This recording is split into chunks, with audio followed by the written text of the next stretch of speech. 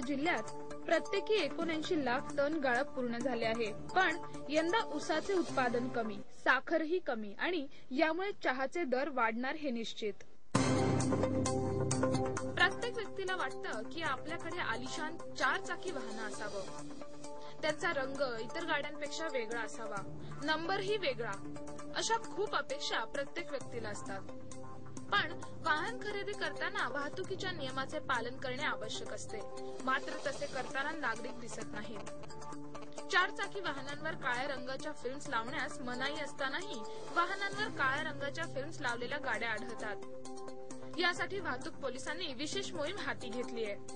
गाड्यांवर काळ्या रंगाच्या फिल्म्स असल्यास त्या गाडीमध्ये कोणती व्यक्ती आहे, कोणती संशयास्पद व्यक्ती किंवा त्या गाडीमध्ये कोणतीही चुकीचे माल तर जात नाही ना, या अशा प्रकारच्या गोष्टी दिसून येत नाहीत. या धर्तीवर गेल्या 67 दिवसात 22,938 वाहनांवर कारवाई करण्यात आली असून 23,74,400 रुपयांचा दंडही वसूल करण्यात आलाय. अशा प्रकारची कारवाईची मोहीम यापुढील काळातही सुरू राहणार आहे. याबाबतची अधिक माहिती द्यायची असल्यास 020-261-2200 या क्रमांकावर फोन करावा असं आवाहन वाहतूक पोलिसांकडून करण्यात आलंय.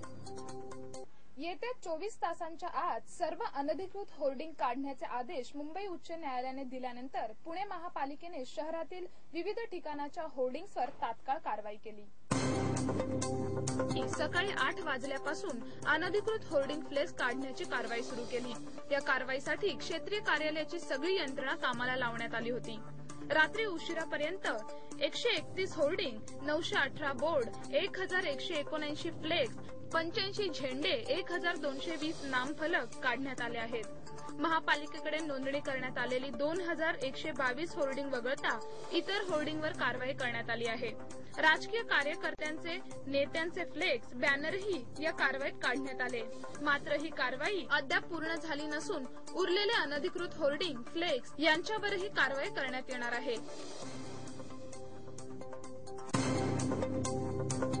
पुणे महानगरपालिकेच्या अतिक्रमण विभागाने विशेष मोहीम हाती घेतली आहे. याच धर्तीवर शहरातील विविध भागात अतिक्रमण विभाग कारवाई करीत आहे. डेक्कन येथील झेड ब्रिज खाली असणारे हॉटेल्स, रसवंती गृह असे 7 ते 8 स्टॉल्सवर कारवाई करण्यात आली.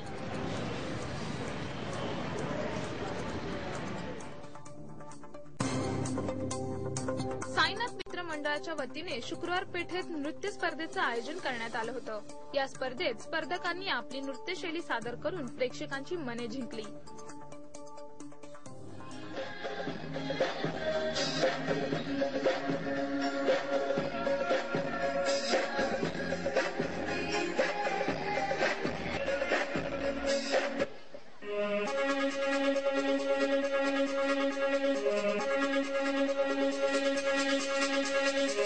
Yo, what I'm about to do is break it down.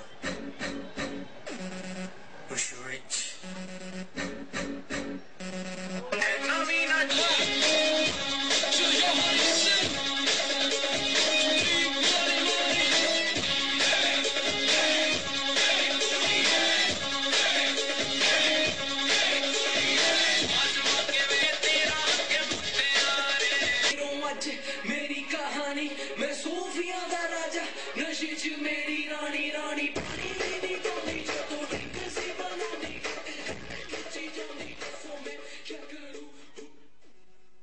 Maharashtra राज्य परीक्षा परिषदेच्या वतीने घेण्यात येणारी पूर्व माध्यमिक 4थी आणि माध्यमिक 7वीची शिष्यवृत्ती परीक्षा 23 मार्च 2013 रोजी होणार असून विद्यार्थ्यांना 22 मार्चला परीक्षा केंद्रावर बैठक व्यवस्था पाहायला मिळणार.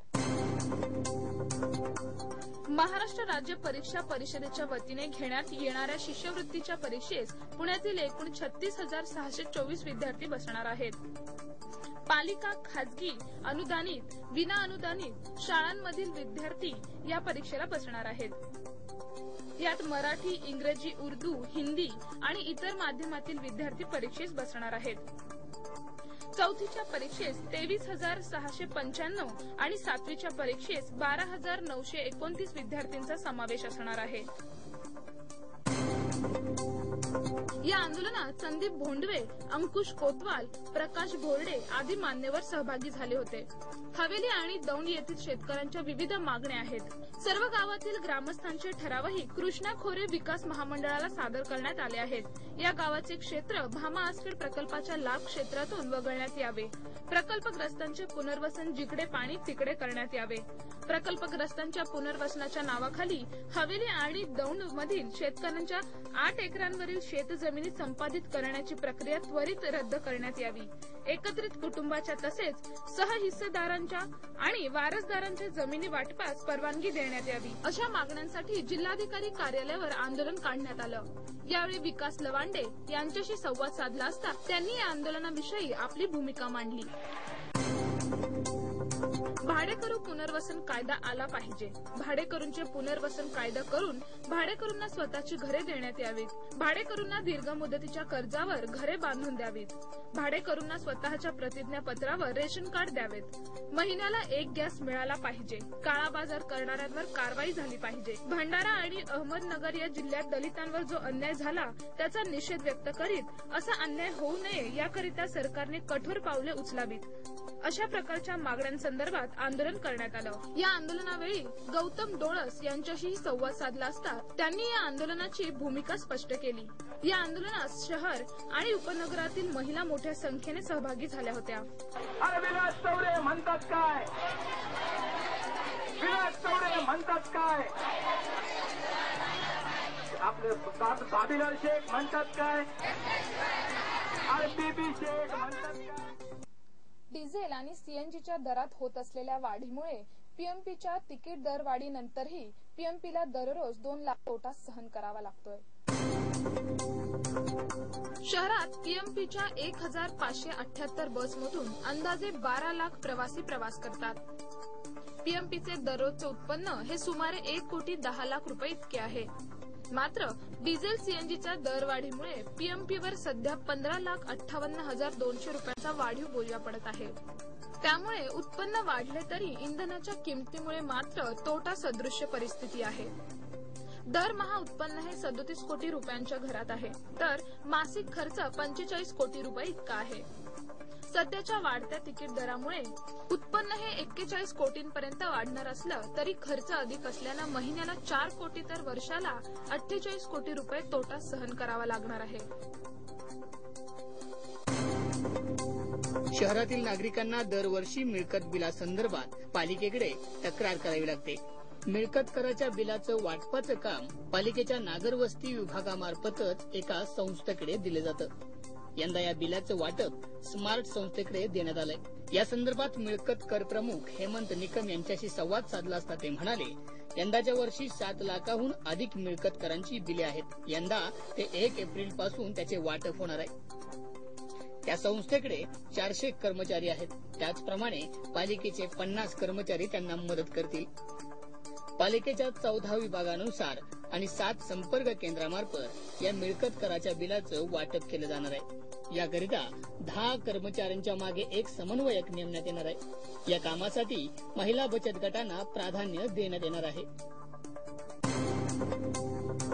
पुणे शहराचा विस्तार दिवसेंदिवस वाढत गेला, पण या शहरामध्ये समस्येचं प्रमाणही जास्त आहे. त्यात प्रामुख्याने वाहतूक समस्येला रोज सर्वांना सामोरे जावे लागतं. तसंच एक शहरातील आहे ते म्हणजे स्वारगेट गेट चौक. या स्वारगेट चौकाचं वैशिष्ट्य म्हणजे या भागात शहरातील बहुतांश वाहतूक जात आहे. सोलापूरला, साताराला आणि शहरातील इतर भागाकडे वाहनं या चौकातून जात असतात. या चौकातील समस्या पाहता 4 किलोमीटर लांबीचा उड्डाणपूल उभारण्याची प्रक्रिया कित्येक वर्षापासून सुरू आहे. पालिका आणि राज्य शासनाच्या संयुक्त विद्यमाने हा उड्डाणपूल उभारण्यात येणार आहे. उड्डाणपुलाकरिता पालिकेनं 40 कोटी रुपये अनामत रक्कम म्हणून जमा केली आहे. राज्य शासनाने काढलेली निविदा एचसीसी कंपनीला मिळाली आहे. उड्डाणपुलाचा आराखडा तयार केला आहे. या दृष्टीने उड्डाणपूल उभारण्यासाठी 127 कोटी आणि भुयारी मार्गासाठी 30 कोटी रुपयांचा खर्च अपेक्षित धरण्यात आला आहे. तर स्वारगेट चौकातील वाहतूक कोंडी टाळण्यासाठी नव्या आराखड्यात 2 भुयारी मार्ग आणि 1 ग्रेड सेपरेटरचा समावेश करण्यात आलाय. या उड्डाणपुलाच्या कामास कमीत कमी 2.5 वर्ष लागतील. जागतिक महिला दिन आणि ज्ञानज्योती सावित्रीबाई फुले यांच्या स्मृती दिनानिमित्त 17 मार्च रोजी म्हणजे आज पुणे नामकरण कृती समितीच्या वतीने विविध कार्यक्रमांचं आयोजन करण्यात आल्याची माहिती डॉक्टर पणीकरन यांनी दिली. विद्येची देवता ज्ञानज्योती सावित्रीबाई फुले यांचे नाव पुणे विद्यापीठाला देण्यासंदर्भात अनेक वर्षांपासून मागणी केली जात आहे. अनेक जिल्ह्यांमध्ये आंदोलन करून शासनाचे लक्ष वेधण्याचा प्रयत्न केला, परंतु अजून तरी पुणे विद्यापीठ प्रशासन आणि महाराष्ट्र शासनाने नामकरणाविषयी कोणतीही कार्यवाही केली नाही. ज्ञानज्योती सावित्रीबाई फुले यांच्या स्मृतिदिनानिमित्त एकदिवसीय राज्यस्तरीय नामकरण निर्धार परिषदेचं आयोजन करण्यात आल्याचं डॉक्टर पणीकरन यांनी सांगितले.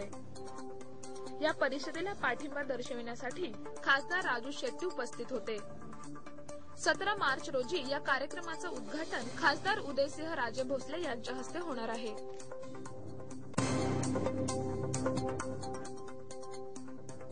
जागतिक महिला दिनासाठी महिला वर्गासाठी देशभरात वेगवेगळ्या उपक्रमाचं आयोजन करण्यात येतं. राज्य परिवहन महामंडळाच्या राज्यभर हजारोंच्या संख्येने बसेस आहेत. त्यांना वेगवेगळ्या प्रकारची नावेही देण्यात आली आहेत. पण या बसेसचा वापर सर्वसामान्य नागरिक करीत असतो. याच दृष्टीने राज्य परिवहन महामंडळाच्या ताफ्यात असणाऱ्या 1350 निमाराम बसेसचं नामकरण करून ते हिरकणी ठेवण्यात आलंय. या नामकरणाच्या 8 ते 10 दिवसात काम पूर्ण होणार आहे. यामुळे आता या बसेस हिरकणी या नावाने रस्त्यावर धावताना दिसतील. 27 मार्च ते 10 एप्रिल 2013 या कालावधीत शेतकऱ्यांची सिंदखेड, अमळनेर, येडे मच्छिंद्र या भागातून संघर्ष यात्रा निघून 10 एप्रिल रोजी सातारा येथे पोहोचणार आहे. स्वाभिमानी शेतकरी संघटनेच्या कार्यकारिणीच्या बैठकीत राज्यातील दुष्काळाविषयी शेतकरी वर्गाने मुद्दे मांडले, तर चर्चाही करण्यात आली. राज्यात दुष्काळाची परिस्थिती गंभीर असून जनावरांना चारा मिळत नाही. यामुळे हेच जनावर कत्तलखान्याच्या दिशेला वळत आहेत. या दृष्टीने राज्य सरकारनं गंभीर पावलं उचलण्याची गरज असल्याचं खासदार राजू शेट्टी यांनी सांगितलं. ते पुढे म्हणाले, रब्बीचं आणि खरीपाचं पीक हातातून गेलं आहे.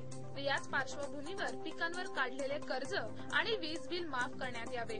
शेतकऱ्यांना चारा मिळत नसल्यानं याचा परिणाम दूध उत्पादनावर होणार आहे. याच दृष्टीने दुधाचे दर 5 रुपयांनी वाढविण्यात यावे. ज्या प्रकारे शेतीचं नुकसान झालं आहे, हेक्टरी 30,000 रुपयांऐवजी हेक्टरी 1,50,000 रुपये देण्यात यावे. त्याचप्रमाणे अपूर्ण सिंचन प्रकल्प तातडीने पूर्ण करावेत. दुष्काळाच्या दृष्टीने राष्ट्रीय दुष्काळ निवारण आयोग स्थापन करण्यात यावं आणि उच्च शिक्षण घेणाऱ्या शेतकऱ्यांच्या मुलांची शिक्षणाची फी माफी करण्यात यावी, अशा मागण्या असल्याचं खासदार राजू शेट्टी यांनी सांगितलं. 27 मार्च 2013 रोजी सिंदखेड ते सातारा, अमळनेर ते सातारा, येडे मच्छिंद्र ते सातारा या भागातून संघर्ष यात्रा काढण्यात येणार आहे.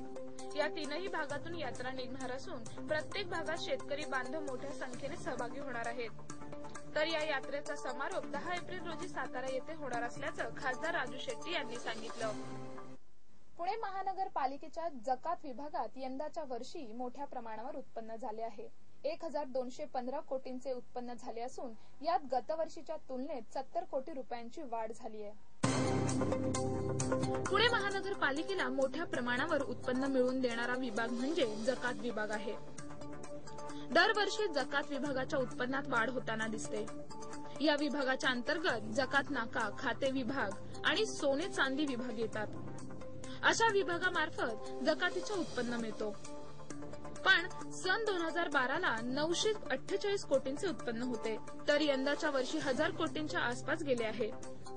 खातेदार विभागाच्या जकातीत गतवर्षी 195 कोटींचे उत्पन्न मिळाले होते, पण यावर्षी हेच उत्पन्न 245.78 कोटींवर जाऊन पोहोचले आहे. विविध भागातून उत्पन्न मिळतेच, पण सोने चांदीपासून मागील वर्षी 18.48 कोटींचे उत्पन्न होते, तर यंदा त्यात वाढ होऊन 22 कोटी 7 लाखांवर गेलं आहे. बिगर जकात मालासह तडजोड शुल्कापोटी मागील वर्षी 4 कोटी 93 लाख रुपये जमा झाले होते. यंदा हेच उत्पन्न 8 कोटी 5 लाखांवर पोहोचले आहे, अशी माहिती पालिकेच्या जकात विभागाच्या अधिकाऱ्यांनी दिली आहे. सिटी दिस वीक मध्ये आज इथेच थांबूया. पुन्हा भेटूया याच वेळी. पाहत रहा नेक्स्ट जनरेशन न्यूज.